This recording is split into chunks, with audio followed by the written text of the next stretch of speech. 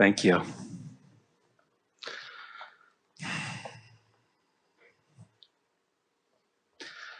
You've answered so many of my questions already, and I just wanted to piggyback on the last thing you said, really, which was about going to sleep and how much rest we get in that period. And one of the... You really don't need sleep. What you need, what you're wanting, what your body benefits from is releasing of resistance. So that's the greatest benefit that sleep gives you, is that you stop worrying about the things that have been bothering you, and you allow your energy alignment to take place. I have a lot of practices that I do to try to stay in the vortex, as you call it. And I noticed that for me, one of the most challenging parts of the day is I wake up in a feels like a very small place. And so I start doing my practices to get myself into the vortex. Well, this is an interesting thing to notice, that if you go to sleep in the vortex, you're going to wake up in the vortex. Yes. If you go to sleep out of the vortex, you're going to wake up out of the vortex, because your vibration is right where you last left it, you see. So a very nice thing to do is to soothe yourself, bask yourself to sleep. Lie in your bed and just appreciate it. Just appreciate the fabric, appreciate the pillow, appreciate the well-being, appreciate, but what you want to do is appreciate anything that doesn't take you into that. In other words, if you've got a concern about your body, appreciating your body is, at that moment, might not be the best plan. If you're wanting a relationship and it isn't working out, then envisioning a relationship isn't the best plan. You want to do what's easy alignment. So Esther focuses on her pillow. She bought a new pillow and she just couldn't stop talking about it. She talked about her pillow as if there were 100 reasons to love her pillow. Jerry would say, "Good night, honey, I love you," and she would say, "I love my pillow." She just really got herself focused upon this, the way the pillow felt, the way it held her head, the way it smelled, the way she felt when she awakened in the morning. In other words, just focusing upon the positive aspects of a pillow put her in the vortex. We're not kidding you. And if you go to sleep in the vortex, you will wake up in the vortex. Certainly, in the scope of human events, there are many more things to think about that are more important than your pillow. No, not really. Anything that puts you into the vortex is important, you see. And so here's the pattern that we would encourage. So bask yourself to sleep. And when you awaken, lie there for just a moment and see if you can reclaim that feeling of basking. And then you can go right into a list of positive aspects. In other words, before your feet even hit the floor, you can tune yourself to inside the vortex. And then everything in your day will be better. Everything in your day will be better. I love my feather pillow too.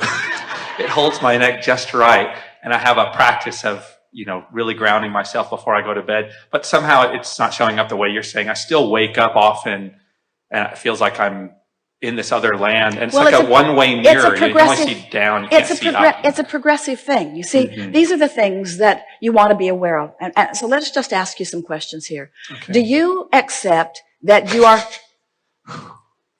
I get that through me sometimes. Do you accept that you are source energy, a part of which is expressing in this physical body? Yes. And do you accept that in this physical body, that you are constantly the focused reason for an expansion in the larger part of that which is you? Do you accept that your moving through contrast, your living of your life is the reason that the source within you is having the fantastic expansion that it is having? I'm not sure. I got a little lost in there. Well, we'll start again, because these questions will, and we're not trying to put words in your mouth. We're just wanting to activate within you something that from broader perspective you know. So do you accept that you were non-physical before you were physical? Yes. Do you accept that even while you are here in this physical body, that there's a non-physical part of you that is currently present and active at the same time? Yes. Do you accept that in every moment of conscious awareness that start again.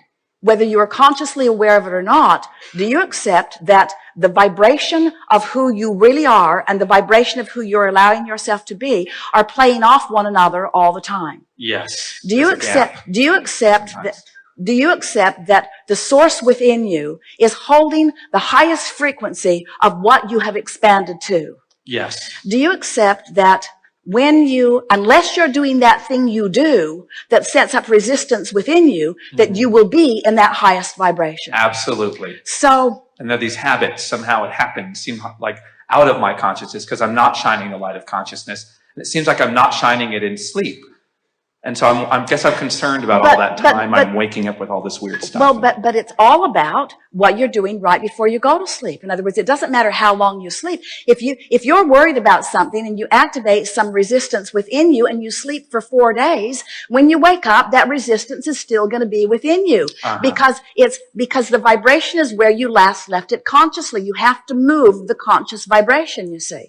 That's why, as we talk about coming into the vortex and milking it, and coming into the vortex and milking it, so that it's just your propensity for that vibration. Yes. Let's start at another place, because we can feel that we've activated some confusion around the room, and we want to be very clear about this. You're going to like this when you discover it.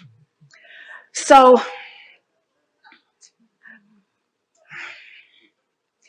every thought that has ever been thought still exists. And those thoughts are gathered together by law of attraction. There's a coalescing of them. So there are rivers and streams of thoughts. So what you're really wanting to do is to figure out how to tune to the highest frequency of who you are. And your emotions hold the key to that. So if you can accept that all of that expansion has taken place and that the larger part of you stands being, knowing, being who you are, and you are not beating the drum of something that's bothering you, in the absence of that resistance, this powerful law of attraction vortex will take you right to who you are. And as you're being called to it, you feel the passion of it. In other words, the moving in the direction of who you are is what exhilaration is. It's what passion is. It's what frisky is. It's what that robust feeling is. The feeling of coming into alignment. Now, you're not ever going to get it done, because life's going to, no matter where you stand, there's still going to be contrast. Even inside the vortex, there is variety that is causing you to ask for more. Yes. So you're always going to be asking for more, and you're always going to have already become more. So your work is always the same, to allow yourself to be all that you have become. And anytime you're not allowing it, you're going to know it by the negative emotion that you're feeling. So if you just do your best to feel as good as you can, as much as you can, and especially right before you go to sleep, what you'll begin to notice is that you'll have more obvious in the vortex moments. And when you are aware that you're feeling good, that's when you want to stop and practice the vibration of it. Now, here's what all of that was leading up to. Our friend earlier, in fact, it's come up several times as we've been chewing together here already today, talking about the lives that you're born into, or the environment that surrounds you, or what you're witnessing even when you're children. In other words, what is it that sets your patterns of thought into motion? And we say, for most people, it's what they are observing. What you're observing is what causes you to begin to offer your vibration. So if you see something that's lovely, you offer a vibration that matches it. If you see something that's awful, you offer a vibration that matches it. And so a lot of where people are by the time that we begin to visit with them has to do with what their environment has been like and what they've been observing, because they're vibrationally responding to what they've been observing. So injustices or unfairnesses or sicknesses or poverty or abundance or wellness, people are, they allow what they're observing to train their vibration. But that's because when they were first born, the people around them said, look at me and please me. Now, they were born with emotion that was saying otherwise. They were born with emotion that said, this love really feels good, and this hate really feels bad, and this confidence really feels good, and this uncertainty really feels bad. But a lot of people still were sort of swept away by what they were observing. The details of their life caused them to establish the patterns of thought.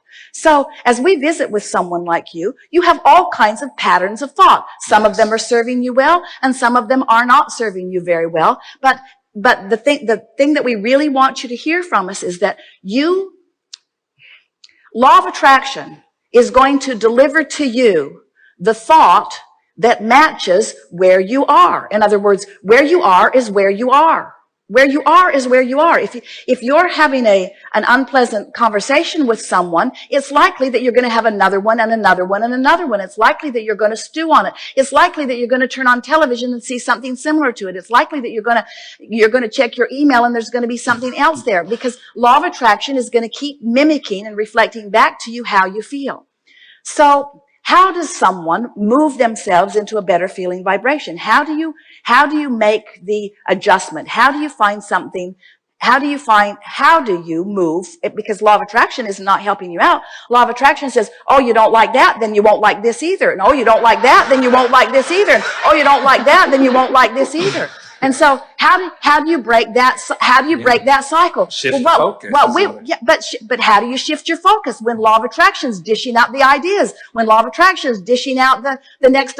In other words, you can be focused on something in the moment that is unpleasant. Before you know it, you're remembering that bad thing that happened and that bad thing that happened, and now you're standing in line in the post office, which was bad enough, and then somebody else is talking to you about the thing that happened to them, and it's just a spiral that keeps going. So now we're building up to something, because we want you to follow this track. So trying to change the thought is not going about it the easy way, because the thought that you're most likely to think is going to pretty much match the thought you've been thinking. It's like a war. In the same way, it's not like a war. It's like law of attraction saying, here's more, here's more, here's more, here's more. It's a war in the sense that it's not who you really are, and you don't want to feel bad.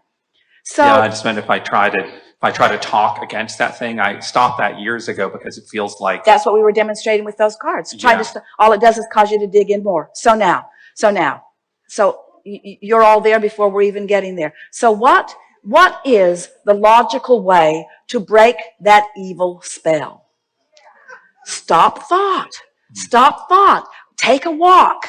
Go for a run. Listen to some music. Meditate if you can. In other words, what you want to do is slow the thought down. Now, what we said earlier is if you're specifically negative, get more general negative, and then get more general negative, and then get more general positive. But it's much easier. Friends, it is much easier. It is so much easier to just catch yourself having accidentally stumbled into the vortex, and then just stay there a little longer until the these are the key words: to allow the source within you to tune you to the frequency that is really who you are. Because that's what's going to happen. The negative stuff tuned you. It took a long time, but the negative stuff did tune you. You can allow the positive stuff to tune you. And it will. It is all day, every day. If you could stand in your vortex where we are and see what we see, you would understand that you have the resources that creates worlds wrapped around you all the time. Always rooting for you, always knowing your value, always loving you, always knowing your capabilities, always knowing where you are, always knowing what you put there, always knowing that it's all good, always knowing that you're going to get there, always knowing that it will manifest, always knowing that it doesn't have to manifest in order to feel it. And that really is the message that we're wanting you to get here in this moment in time. If you could be happy for the alignment and the feeling that it brings, and disregard the manifestation that hasn't come round yet, if you can feel the feeling of it and align with the feeling of it and align with the power and the clarity of it and practice that vibration enough, then you'll have clear sight. The vortex will reveal to you, or better said, you'll be in a place where you will be able to translate into your manifestational world what's already vibrationally in the vortex. You followed that, didn't you? Mm-hmm. You were right there. Yeah. Yes. Thank you. Yes, indeed.